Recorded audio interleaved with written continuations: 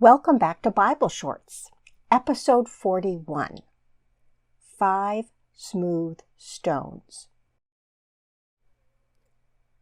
When last we saw David, the prophet Samuel had taken a horn of oil and poured it on David's head, which we call anointing someone, marking them for a special role or task.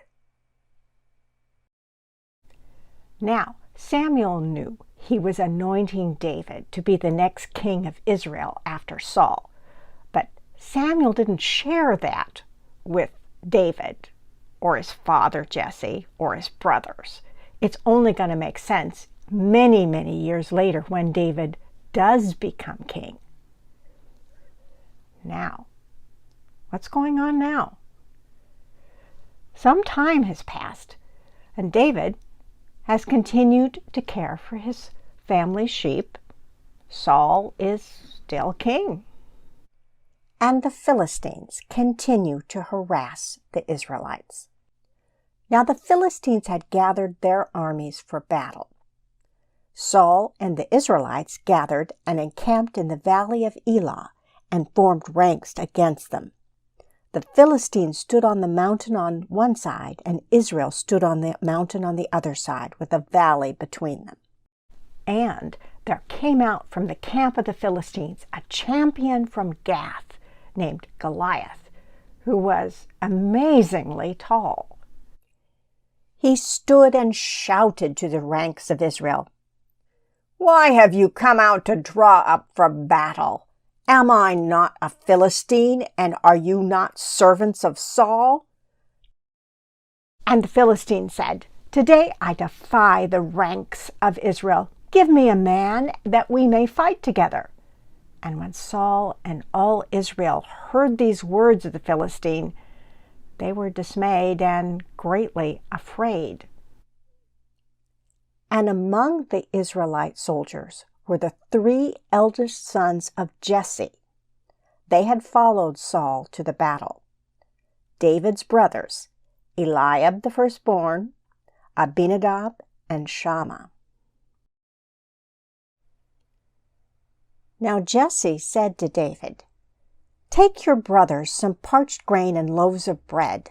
Carry them quickly to your brothers at Saul's camp, and also take 10 blocks of cheese to their commanding officer.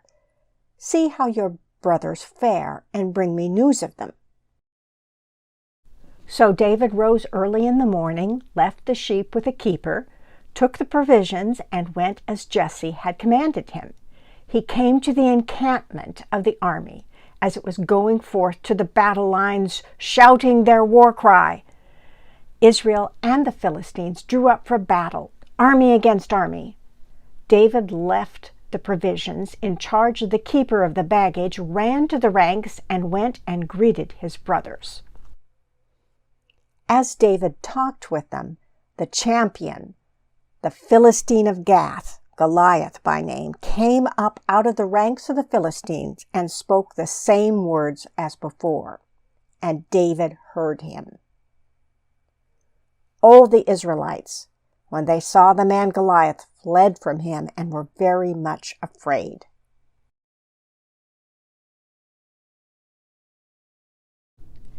David said to the men who stood by him, "Who is this Philistine, that he should defy the armies of the living God?" David's oldest brother Eliab heard him, and Eliab's anger was kindled against David, and he said, "Why have you come? With whom have you left those few sheep in the wilderness? I know how conceited you are and how wicked your heart is. You came down just to watch the battle."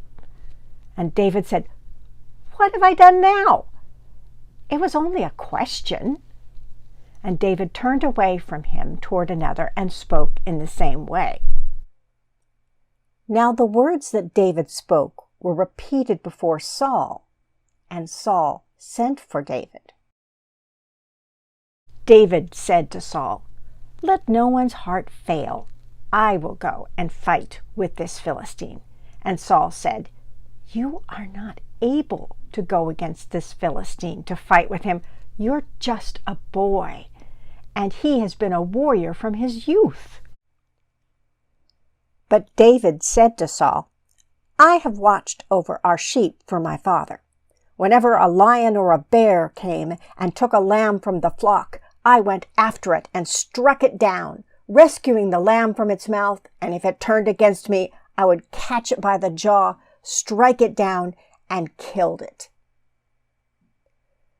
I have killed both lions and bears, and this uncircumcised Philistine shall be like one of them, since he has defied the armies of the living God."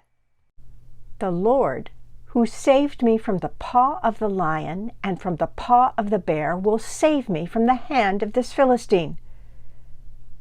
So Saul said to David, "Go, and may the Lord be with you." Saul clothed David with his own armor.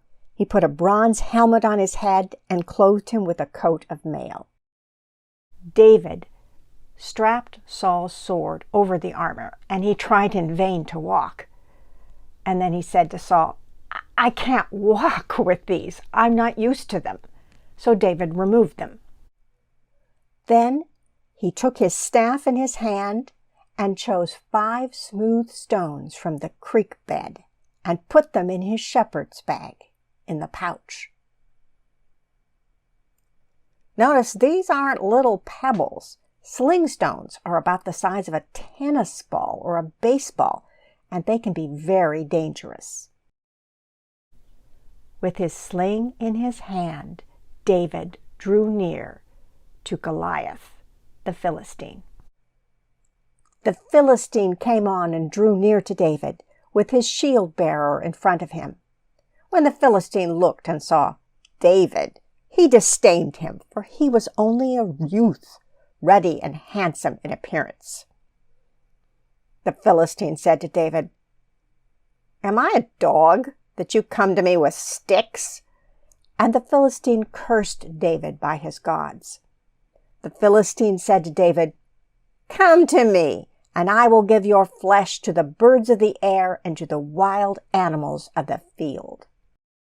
But David said to the Philistine, "You come to me with sword and spear and javelin, but I come to you in the name of the Lord of hosts, the God of the armies of Israel, whom you have defied. This very day the Lord will deliver you into my hand, and I will strike you down, so that all the earth may know that there is a God in Israel. And that all this assembly may know that the Lord does not save by sword and spear. For the battle is the Lord's, and he will give you into our hand." David put his hand in his bag, took out a stone, slung it, and struck the Philistine on his forehead. The stone sank into Goliath's forehead, and he fell face down on the ground. So David prevailed over the Philistine with a sling and a stone, striking down the Philistine. There was no sword in David's hand.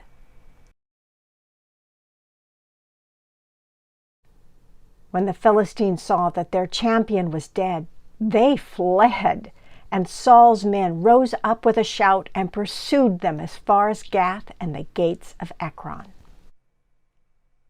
Now when Saul saw David go out against the Philistine, he said to Abner, the commander of his army, "Abner, whose son is this young man?" Abner said, "As your soul lives, O king, I do not know." On David's return from killing the Philistine, Abner took him and brought him before Saul. And Saul said to him, "Whose son are you, young man?" And David answered, "I am the son of your servant Jesse from Bethlehem." When David had finished speaking, Jonathan, the oldest son of Saul, took off the outer robe he was wearing and gave it to David, along with his armor, and even his sword and his bow and his belt. And from that day, Jonathan loved David with all his soul. And as you can imagine, this is not going to please Saul at all. What happens next? Look for episode 42, Saul's growing fear of David.